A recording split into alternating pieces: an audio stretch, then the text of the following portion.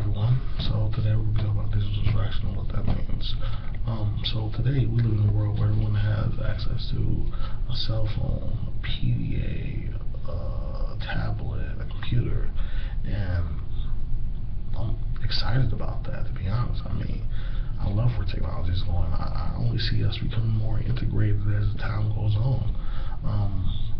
But the problem is because it is so new, we're talking like within the last 10 to 15 years, that there are problems because of it. Mainly the topic that I'm talking about today, which is digital distraction.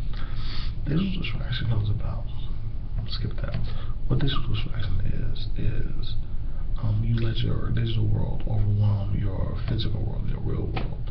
You spend so much time posting on Facebook, putting selfies on Instagrams, doing your mobile banking, that you neglect what's going on in the real world, that you're not paying attention, that you have not found a balance between these two things. And because of that, I mean, your real world suffers.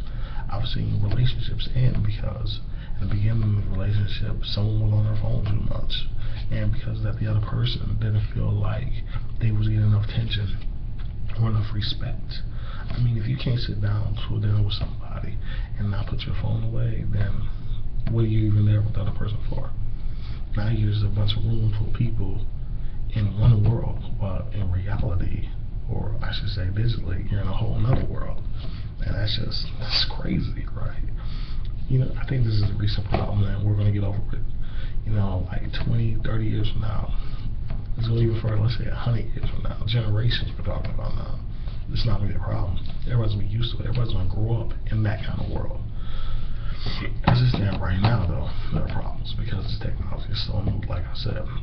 I mean, I'm old enough right now where I can remember a time when everyone didn't have these things, where you had to go to a payphone, you know, to make phone calls, or remember phone numbers, or, you know, just go talk to somebody in person.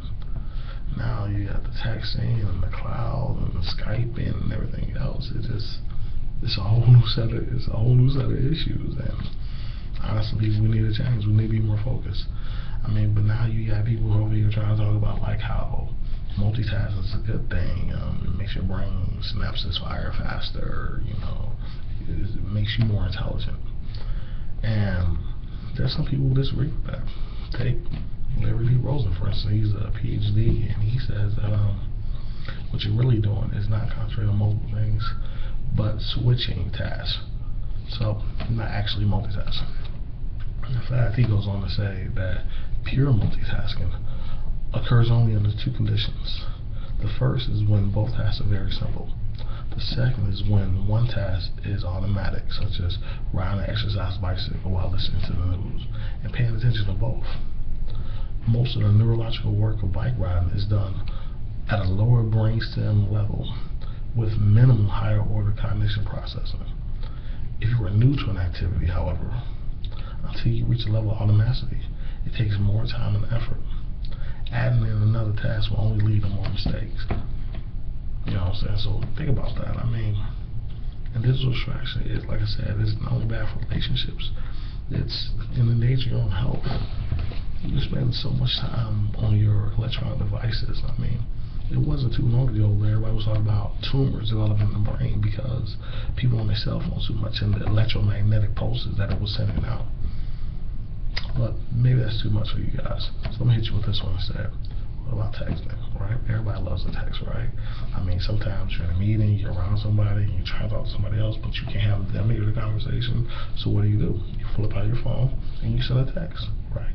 It's a beautiful thing. I love it. Wasn't a fan of it in the beginning, but I changed. Here's the problem. The problem with texting is not texting itself. The problem is how we use texting, okay? Because just in general, in the regular day public, that's fine for the most part. But if you're driving, if you're doing something that requires your attention, your constant attention, texting, even if it's only 10 to 15 seconds to shoot out a reply or receive a text, that's your eyes off that road. That's your eyes off that task. And because of that, your life is in danger. How many accidents must we read about in the news? How many photos must we see on TV about how somebody was texting while they was driving and collided with an 18-wheeler? Come on, people. We need to find a better way. I mean, For instance, in Zen Buddhism, right, one of the things they talk about is active and passive meditation, right? Check this out. Passive meditation is the whole zazen. That's the sitting, kneeling on the ground, cross-legged, focusing on one task only, right? And finding the peace that develops from there. Whereas active meditation is finding a simple task like riding an exercise bicycle or gardening or washing dishes or something, right? But it's something that you can lose yourself into. See, that focus, that's what needs that, really. Is we need to pay attention to one thing at a time completely and live in that moment. When we start doing too many things at once, nothing is getting the attention, the effort that demands, or in personal relationship, the respect. So what's my call for you? What am I telling you here? I'll tell you. Stop texting while driving. Stop playing on your phone all the time. Focus on people around you. Pay attention to the world you live in. Find a balance between the two. So that's what I got for you. Hopefully you learned something from this and you enjoyed it. Alright, thanks.